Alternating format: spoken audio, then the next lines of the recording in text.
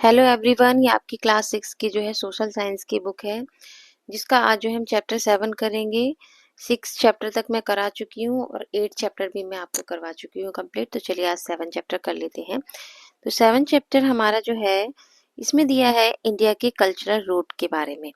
तो हमारी इंडिया का जो कल्चर है उसकी रूट कैसी है, उसकी जड़ें कैसी है, मतलब उसमें क्या क्या है इंडिया के कल्चरल में, वो हम सब कुछ इस चैप्टर में पढ़ेंगे।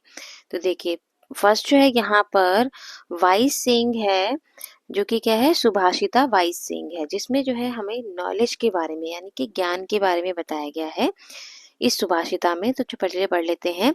तो यहाँ पर जो थॉट लिखा है वो क्या लिखा है, that which can not be stolen. वो ऐसी, मतलब जो हमारा ज्ञान है ना, वो ऐसा है जिसको ना तो चुराया जा सकता है। That which can not confiscated by rulers, जिसको ना तो रूलर्स के द्वारा छीना जा सकता है। That which is not a burden, जो हमारे लिए बर्डन भी नहीं है। As it does not weight anything, क्योंकि उसका तो कोई वेट ही नहीं है ना, हमारी नॉलेज का कोई वेट ही नहीं है। That which thought it is used only grows every day, और इस नॉलेज को हम जितना यूज करते हैं ना, ये उतनी ही बढ़ती चली जाती है। That is the greatest wealth of all, ये धन जो है हमारे लिए बहुत ही अमूल्य है। The wealth of true knowledge, क्योंकि ये हमारा क्या है, एक सच्चा ज्ञान है। तो हमारा जो ज्ञान है ना, हमारा जो नॉलेज है, उसको ना तो कोई चुरा सकता है, ना ही उसको कोई छीन सकता है, और ना ही वो हमारे लिए कोई बर्डन है, हमारे लिए बोझ की तरह नहीं होता है, क्योंकि उसका तो कोई वेट ही नहीं होता। ठीक है, तो ये हमारे लिए धन क्या है, अमूल्य है। ठीक है, जिसको यूज करने पर जो है हमेशा बढ़ता ही रहता है। वो जितना ही हम ज्यादा ज्ञान को यूज करेंगे, अपने नॉलेज को यूज करेंगे, वो उतनी ही बढ़ेगी। तो चलिए आप पढ़ लेते हैं। यहाँ पर जो कुछ पिक्चर्स दी गई हैं, जो फर्स्ट पिक्चर है ये हमारी ऋषि जी के है, जो कि हमारी कहाँ से है, हम्पी कर्नाटका से। ठीक है, उसके बाद ये बुद्ध जी की है पिक्चर, जो है जो कि भूटान से ली गई है। और ये दूसरी है महावीरा जी की, जो कि बिहार से ली गई है। अब आगे देखते हैं चैप्टर में। अब यहाँ पर जो ये बिग क्वेश्चन है वो क्या है कि what are the Vedas. First है what are the Vedas, what is their message. Vedas क्या है और उनका उसका मैसेज क्या है हमारे लिए। What new school of thoughts emerged in India in the first million BCE, what are their core principles. अब ये क्या है, स्कूल ऑफ थॉट्स का मतलब जो हमारी विचारधाराएं थी। तो हमारी जो नई विचारधाराएं हैं, जो कि फर्स्ट मिलियन BCE में कब इमर्ज्ड हुई थी, और what are their core principle, उसके प्रिंसिपल या उद्देश्य क्या थे। ठीक है, what is the contribution of, third question दिया है big question, what is the contribution of folk and tribal tradition to India culture. जो हमारा क्या कंट्रीब्यूशन था फोक का और ट्राइबल ट्रेडिशन, मतलब हमारी जनजातीय लोगों का जो है इंडिया कल्चर में क्या कंट्रीब्यूशन था, इसके बारे में अब हम इन 3 बिग क्वेश्चंस के बारे में आगे पढ़ेंगे। तो चलिए इनके बारे में जानते हैं। तो पहले यहाँ पे दिया है कि India culture by any estimate in several millenniums old. जो इंडिया का कल्चर है ना, वो बहुत ही पुराना कल्चर है हमारा। लाइक एनी एंशियंट ट्री, इसको जो है, it has many roots and many branches. The roots ने nurture a common trunk and form the trunk emerged many branches which are different manifestations of India culture yet united by a common trunk। अब हमारी जो India का culture है ना, उसे एक पुराने ट्री की तरह बताया गया है। जैसे ट्री की जो है ब्रांचेस, नीचे जो है जड़ें होती हैं, रूट्स होती हैं, रूट्स के ऊपर हमारी ट्रंक होती है, और ट्रंक से हमारी बहुत सारी जो है ब्रांचेस निकलती हैं। उसी तरीके से देखिए, जो रूट्स को संभाले होते हैं कौन, ट्रंक, और ट्रंक में हमारी क्या निकलती है, बहुत सारी ब्रांचेस वो निकलती हैं। तो इसी तरीके से हमारे इंडिया का कल्चर है ना, उसकी भी जो है एक ट्रंक होती है। इंडिया कल्चर क्या है, एक रूट की तरह होता है, जिसमें एक ट्रंक होती है और बहुत सारी ब्रांचेस निकली होती है। मतलब हमारे इंडिया के कल्चर में जो है बहुत सारे कल्चर्स और जुड़े हुए होते हैं, बहुत सारी ब्रांचेस जुड़ी होती हैं। तो फिर भी इतनी सारी ब्रांचेस होने के बावजूद भी हम सब क्या है, यूनाइटेड बाय ए कॉमन ट्रंक। हम एक कॉमन ट्रंक से जुड़े, मतलब जितनी भी ब्रांचेस है, पेड़ की ब्रांच किससे जुड़ी होती है, ट्रंक से जुड़ी होती है, कॉमन ट्रंक से ही तो जुड़ी होती है। तो इसी तरीके से हमारा इंडिया कल्चर क्या है, एक रूट की तरह है, और इसकी जो ट्रंक से ब्रांचेस जुड़ी हुई हैं, इसका कहने का मतलब ये है कि हम सब जो है, इतनी सारी ब्रांचेस होने के बावजूद भी, मतलब इतने सारे कल्चर होने के बावजूद भी, हमारे देश में डाइवर्सिटी होने के बावजूद भी हम सब क्या हैं, एक हैं। Some of these branches are about art. अब इसकी ब्रांचेस क्या हैं, हमारी इंडिया के कल्चर की ब्रांचेस जैसे क्या क्या है, आर्ट है, लिटरेचर है, साइंस है, मेडिसिन, रिलीजन है, द आर्ट ऑफ गवर्नमेंट्स है, मार्शल आर्ट्स है, एंड सो ऑन। इसके अलावा और भी इनकी ब्रांचेस हैं।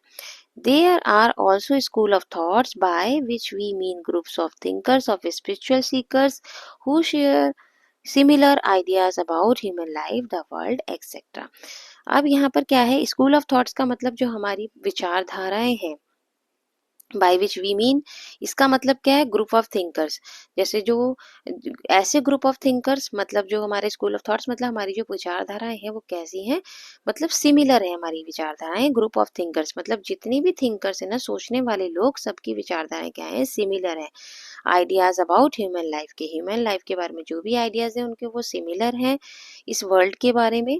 ठीक है। स्पिरिचुअल सीकर्स का मतलब क्या है, सीकर का मतलब होता है someone who seeks the truth of this world. This could be a sage and saint, a yogi, a philosopher, etc.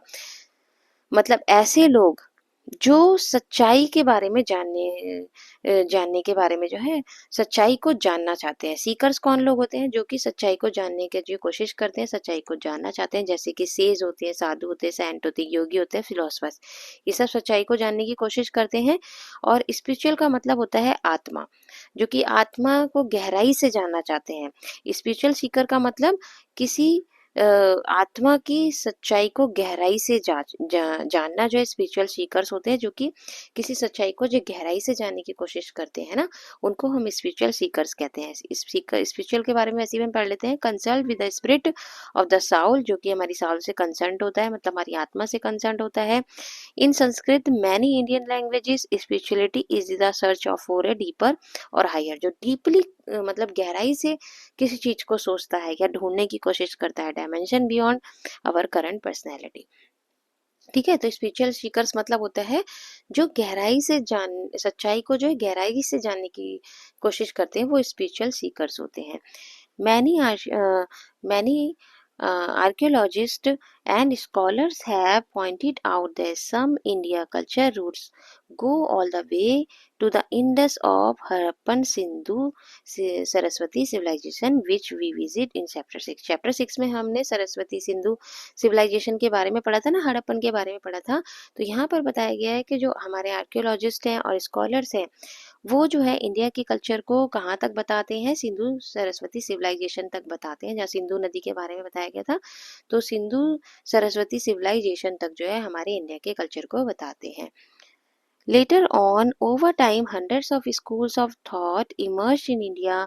We will see here a few early schools which have shaped India into a country with a unique personality. By understanding them and their roots, we can understand India, that is Bharat, better.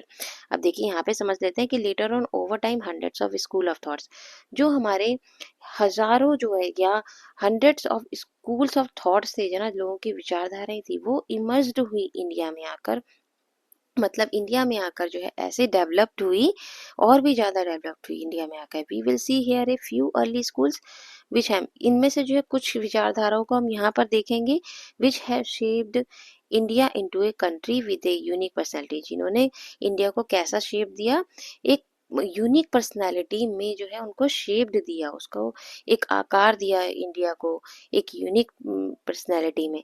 Bye understanding them their roots, इसकी roots को हम और भी अच्छी तरीके से समझ सकते हैं। वी कैन अंडरस्टैंड, इस बात को हम जो है इंडिया, दैट इज भारत, इस बात को हम और अच्छी तरीके से समझेंगे, बेटर तरीके से समझेंगे। तो चलिए आगे देखते हैं कि कैसे समझेंगे इसको हम। तो यहाँ पर सबसे पहले दिया है कि वेदास एंड वैदिक कल्चर के बारे में दिया है कि व्हाट आर वेदास, वेदास क्या है।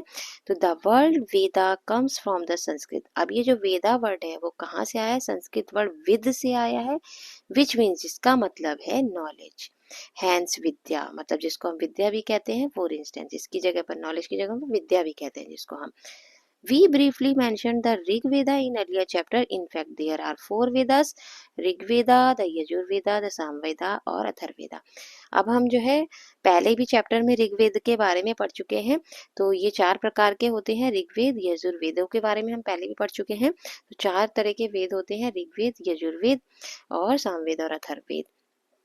दे are the most ancient text of India. ये क्या है, बहुत ही पुराने टेक्स्ट हैं, इनके अंदर बहुत सारे पुराने टेक्स्ट दिए गए इंडिया के।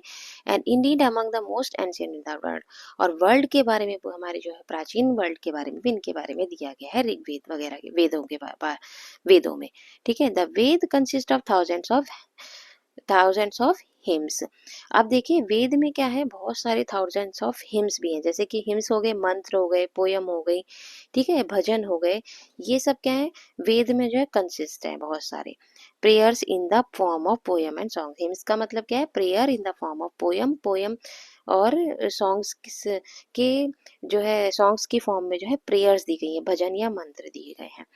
दे वर रिसाइटेड और ओरली नॉट रिटर्न। इनको जो हमने रिसाइट कैसे किया, ओरली ही रिसाइट किया, रिटर्न में कुछ भी नहीं है इसके बारे में। वेदों में रिटर्न के बारे में कुछ नहीं, हमने इनको ओरली ही पढ़ा है, जो भी पढ़ा है। Those hymns were composed in the Sapta Sindhava region. We visit in chapter 5। Chapter 5 में हमने सप्त सिंधवा के बारे में पढ़ा था। तो कंपोज्ड किया गया हाइम्स को इसमें सप्त सिंधवा में। It is difficult to say when exactly the Rig Veda, the most ancient of four was composed. Experts have proposed date. ठीक है, पहले तो इसे पढ़ लेते हैं हम। तो इट इज डिफिकल्ट टू से, यह कहना जो है बहुत ही डिफिकल्ट है, ऋग्वेद के बारे में बताना ना बहुत डिफिकल्ट है। मोस्ट एंशिएंट ऑफ फोर वेद जो कंपोज किए गए उनके बारे में बताना ना बहुत ही मुश्किल है, कि उन्हें कब शुरू किया था, कब से शुरू हुए थे वो, ठीक है, कब से लिखे गए थे उनको, तो ये बताना मुश्किल है। Experts have propose dates ranging from. Experts ने इनकी डेट का अंदाजा लगाया है, जो भी बताया है। तो उन्होंने बताया है the 5th to the 2nd millennium BCE। इनको जो है बिफोर कॉमन इरा के जो है 5000 से 2000 मिलेनियम पहले का जो है बताया है कि इनको लिखा गया था इन वेद्स को। So for anything between 100 and 200 generation, these texts have been committed to memory through rigorous training and passed or orally with hardly any alteration। अब इन्हें क्या किया गया, इन्हें जो है 200 से 100 जनरेशन तक जो है इनको आगे तक जो है पास किया गया, लिखा नहीं गया, बस इन्हें ओरली ही जनरेशन टू जनरेशन जो है इनको पास किया गया, इन मंत्र को या प्रेयर्स को जनरेशन टू जनरेशन जो है पास किया गया। अब देखिए यहाँ पे यूनेस्को के बारे में अब पढ़ते हैं, इनके बारे में। Don't miss out this meticulous transmission over thousand of years explain. जो भी है मर्टिकुलस ट्रांसमिशन जो हमारा ये भी ऋग्वेद में जो ये सब हमारा एक्सप्लेन किया गया है, वाई इन 2008, इसको क्यों जो है यूनेस्को ने इनको क्या किया, रिकॉग्नाइज किया गया Vedic chanting as a masterpiece of the oral and intangible heritage of humanity. ये ओरल में जो वैदिक चैंटिंग दिया गया था ना, वैदिक चैंटिंग जो कि हम पढ़ते चले आ रहे हैं शुरू से, ओरली ही हमें ये सारे मंत्र याद है, हमें सारे प्रेयर्स हाइम्स हमें याद है, ये सारे जो बच्चों को याद रहती है और सेम टू सेम वैसे ही याद रहती है। तो इसको यूनेस्को ने जो है क्या करा है, यूनेस्को ने जो है इसको विश्व की धरोहर बताया है। इंटेंजिबल मतलब होता है नॉलेज, ये जो भी नॉलेज है इसको विश्व की धरोहर बता दिया गया है यूनेस्को ने। तो यूनेस्को का मतलब है, UNESCO stands for United Nation Education Scientific and Cultural Organisation होती है ये एक। It promotes dialogue between people and nation through education, science and culture. Education और साइंस और कल्चर के थ्रू जो ये पीपल और लोगों के बीच में जो भी ये क्या करती है, रिलेशन बनाती है यूनेस्को जो होती है, ठीक है। मतलब ये क्या करती है, एजुकेशन, साइंस और कल्चर के द्वारा जो है पीपल और नेशन के बीच में क्या करती है, यूनेस्को रिलेशन बनाती है, ठीक है। अब आगे देख लेते हैं, आगे दिया है द वैदिक हाइम्स वर कंपोज्ड बाय ऋषिज। अब ये हाइम्स किसके द्वारा कंपोज किए गए थे, ऋषिज के द्वारा किए गए थे, ठीक है। ऋषिज जो थे हमारे सीर्स थे, सेजिस थे, साधु वगैरह थे। एंड ऋषिकास फीमेल वन, जो भी फीमेल्स थी वो भी in an early form of the Sanskrit language, इनको पहले जो है संस्कृत लैंग्वेज में कंपोज किया गया था, ठीक है। They were addressed in poetical form to many deities, god और गॉडेस सच एज इंद्रा, ठीक है। तो दे वर एड्रेस, इनको जो है मतलब पॉलिटिकल एड्रेस किया गया था, किसकी फॉर्म में, जो गॉड और गॉडेस हमारे थे ना, मतलब जो हमारे देवी और देवता थे, उनको जो है दोनों को जो है पॉलिटिकल जो है एड्रेस किया गया था। सच एज, जैसे हमारे गॉड और गॉडेस कैसे हैं, इंद्रा, अग्नि, वरुणा, मित्रा, सरस्वती, उषास एंड मैनी मोर, इनके अलावा और भी हैं। टुगेदर विद द सीड्स, ये जो हमारे सीड्स हैं, जो साधु वगैरह हैं, दीज डिटीज सबस्टेंड रिदम और truth and order in human life and in the Cosmos. Cosmos मतलब होता है यूनिवर्स, और इधर मतलब जो हमारा ट्रुथ है, जो हमारी सच्चाई है, उस सच को जो है इन इन सब ने मिलकर जो है कायम रखा। जितनी भी हमारी यूनिवर्स और ये जो हमारे वर्ल्ड के बारे में जो सच्चाइयाँ हैं ना, इन सबको उन्होंने कायम रखा अपने जो इन हाइम्स के थ्रू, जो है जो भी उन्होंने हाइम्स लेकर आए, मंत्र लेकर आए, उनके थ्रू जो है हमारे इस वर्ल्ड को या हमारी यूनिवर्स को जो है उन्होंने की सच्चाई को जो है हमेशा कायम रखा। कॉस्मोस मतलब होता है द वर्ल्ड द और universe as ordered and harmonies harmonies and systems. ठीक है, तो यूनिवर्स होता है कॉस्मोस का मतलब। चलिए अब आगे देख लेते हैं। आगे यहाँ पे दिया है कि the early rishis and rishika shows those god and goddess as one not separate beings. उन्होंने जो है देवी देवता को, जो हमारे ऋषिज है ना, उन्होंने देवी देवताओं को जो है दोनों को ही एक ही माना है। ठीक है, एज वन फेमस हाइम्स, इनके बारे में कुछ हाइम्स लिखा गया है। तो क्या बताया गया है हिम्स में, इनके मतलब हिम्स, एक हिम्स लिखा गया है, तो इनके हिम्स में इनको इनके बारे में क्या बताया कि एकम सत विप्रा बहु बहुहुड़ा वदंती, कि इसका मतलब क्या है, the existent that is the supreme reality is one but sages give it many names. देखिए, इन्होंने जो है गॉड और गॉडेस को एक तो माना है, लेकिन उनके जो है इन्होंने कई सारे नाम दिए हैं। माना तो इनको एक ही है, लेकिन उनके कई सारे जो है नाम दिए हैं उन्होंने। In this world view some values were specially important. इस ये जो हमारा वर्ल्ड व्यू है ना, वर्ल्ड व्यू का मतलब ए सर्टेन व्यू और understanding of the world, its origin on it's world working. जितना भी वर्ल्ड, इसमें जो वर्ल्ड व्यू, जो इतना भी वर्ल्ड व्यू है, इसमें जो जो भी वर्क हो रहा है या काम हो रहा है, इसके लिए इम्पोर्टेंट क्या है, बिगनिंग विथ ट्रूथ। सबसे पहले तो ट्रूथ से स्टार्ट करते हैं, which was often another name for God. Truth जो है, ट्रुथ क्या है, भगवान का एक दूसरा नाम है। सच्चाई क्या है, भगवान का एक दूसरा नाम है। The last mantras verses of the Rigveda, ये जो लास्ट मंत्र है ना ऋग्वेदा का, also call for unity among people. इसने जो है, इसमें बताया गया है लोगों की यूनिटी के बारे में भी बताया गया। तो क्या बताया गया है, तो यहाँ पे बताया गया कि कम टुगेदर स्पीक टुगेदर, एक साथ आओ, एक साथ बोलो, एक साथ रहो, एक साथ मतलब एक ही चीज को बोलो, एक साथ बोलो। कॉमन बी इन योर क्या, कॉमन बी योर माइंड, एक जैसी सोच रखो। मे योर थॉट एग्री, ताकि एक दूसरे से हम एग्री हो सके। यूनाइटेड बी योर पर्पस, अपना एक ही पर्पस रखो। यूनाइटेड योर हार्ट, एक ही दिल रखो। Many your thoughts be united, हमारे जो है थॉट यूनिट होना चाहिए, मतलब एक जैसे होने चाहिए। सो ऑल में एग्री, ताकि सभी लोग जो है एग्री रह सके। ठीक है, तो सभी के थॉट एक जैसे होने चाहिए, सभी की सोच एक जैसी होनी, सबका माइंड एक जैसा होना चाहिए, हार्ट एक जैसा होना चाहिए। ठीक है, तो ये बताया गया है। अब हम वैदिक सोसाइटी के बारे में पढ़ेंगे। Early Vedic society was organized in different janas or clans, that is large group of people। अब ये जनाज और क्लान्स का मतलब क्या है, जो बहुत सारे लोग जो है ग्रुप बनाकर रहते हैं, उनको एक अपना नाम दे देते हैं, जनाज और क्लास नाम दे देते हैं। तो अर्ली वैदिक सोसाइटी ने जो अपना एक जनाज और क्लास को जो है ऑर्गेनाइज किया, जिसमें बहुत सारे लोग मिलकर रहते हैं। The Rigveda alone list over 30 सज्जनास, ऋग्वेद में कितने थे, 30 सज्जनास थे।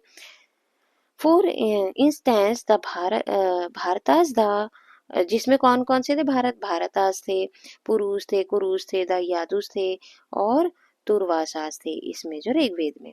Each clan was associated with a particular region of the north west part of subcontinent. ये कहाँ पर थे, एक नॉर्थ वेस्ट के सब कॉन्टिनेंट में थे। ये सब जो है पार्टिकुलर रीजन थे, जितने भी ये लोग थे एसोसिएट किए गए थे।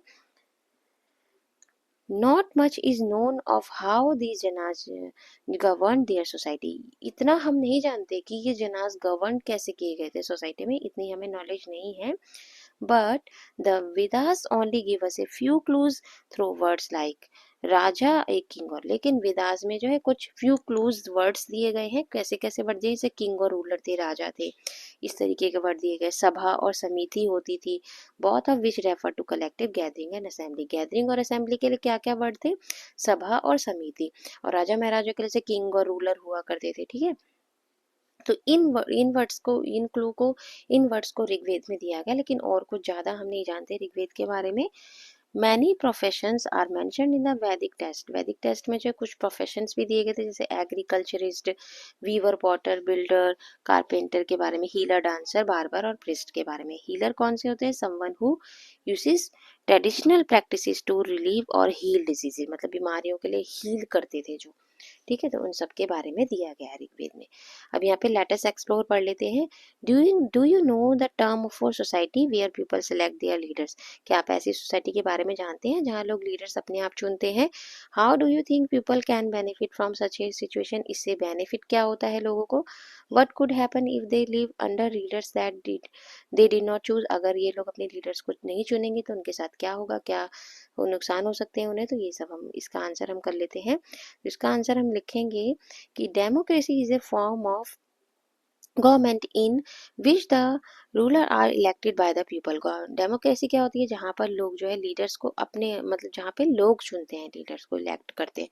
ए key aspects of democracy is there the government is chosen by the people. Government, यहाँ पर क्या किया जाता है, डेमोक्रेसी में क्या किया जाता है, पीपल के, लोगों के द्वारा जो है लीडर्स को या गवर्नमेंट को चुना जाता है, फ्रीली और फेयर इलेक्शन के थ्रू, ठीक है। This form of government ensure that power lies with people. इसमें जो है गवर्नमेंट को चुनने की पावर किस में होती है, लोगों में होती है। वो हटा भी सकते हैं, अगर किसी एक गवर्नमेंट ने अच्छा काम नहीं किया तो आगे जाके लोग जो है उस गवर्नमेंट को हटा भी सकते हैं, दूसरी चुन सकते हैं। इन कॉन्ट्रेस्ट नॉन डेमोक्रेटिक, जहाँ पर गवर्नमेंट नहीं होती, नॉन डेमोक्रेटिक होती है, do not give people the opportunity, वहाँ opportunity to elect their representatives. वहाँ पर लोगों को अपने गवर्नमेंट को चुनने की जो है आज़ादी नहीं होती या फ्री नहीं होती, उनको वहाँ पर अपॉर्चुनिटी नहीं मिलती है नॉन डेमोक्रेटिक गवर्नमेंट में, ठीक है। तो इसी के साथ जो है अब हम नेक्स्ट वीडियो में नेक्स्ट टॉपिक पढ़ेंगे, वैदिक स्कूल ऑफ थॉट। ये हमारा नेक्स्ट टॉपिक है जिसको हम नेक्स्ट वीडियो में करेंगे। और अगर आपको मेरी वीडियो अच्छी लगी तो लाइक कीजिए, शेयर कीजिए, मेरे चैनल को सब्सक्राइब कीजिए। तब तक के लिए tata bye bye, take care.